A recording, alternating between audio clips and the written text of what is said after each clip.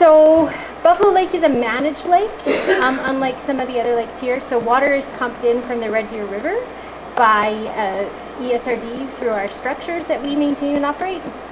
So the lake level has been maintained, and this has created fish habitat, piping plover habitat, and nesting ground for ducks in certain areas. For example, Spotted Lake when it backflows. So I guess how I'm involved in Buffalo Lake is there's a Buffalo Lake management team with representatives from all of the counties and the public at large around the lake. And this is a committee appointed by the minister, and they serve as a liaison basically between the minister and the public. This is Buffalo Lake's first time attending Carl, right? Excellent. Yay! So one of the things that they're kind of have been working on and are involved in is the BLISMP, or the Buffalo Lake Integrated Shoreline Management Plan. It's this big, beautiful book. Has anyone seen it? We should have brought some. We didn't think of it. Next time we will.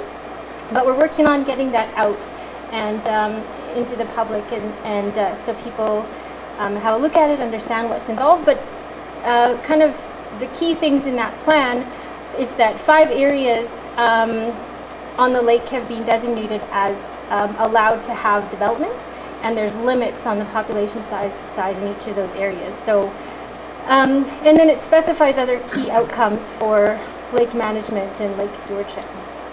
Another kind of initiative around Buffalo Lake is the IDP, or the Inter-municipal Development Plan, where all the municipalities on the lake come together to address shoreline management and riparian stewardship and things like that. So the BLISMP and the BLMT and the IDP, lots of acronyms, they're all working together to support lake stewardship. So I guess priorities for the BLMT right now, I'm working with that group in an education and outreach and communications capacity, so I'm providing support to do outreach work, help them strategize and help them get things happening. So, for example, one of the things they really want to lead in for their lake is the aquatic invasive species signage. So we're getting those going and finding locations to put those up at the lake. Working on a new visual identity for Buffalo Lake, and I've been learning a lot about the history of the lake itself, where the name Buffalo Lake comes from. Hearing lots of great stories from people about washing up buffalo skulls and things like that. So the buffalo we're talking about having that as part of the logo for the lake, and whether it should look like an actual buffalo or whether it should look more like the lake, which some people think actually looks more like a poodle, but poodle like just doesn't have the same ring to it, right? We're also working on getting a newsletter together to keep residents and visitors to the lake more informed on a regular basis about the key issues and outreach priorities, kind of throughout the seasons.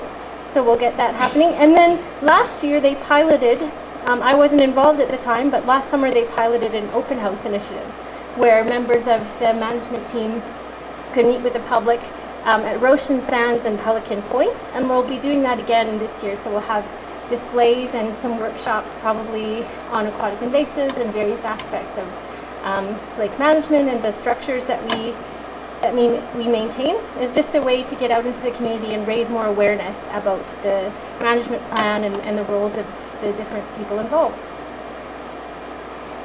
Did I miss anything? Probably tons, but that's a snapshot anyways.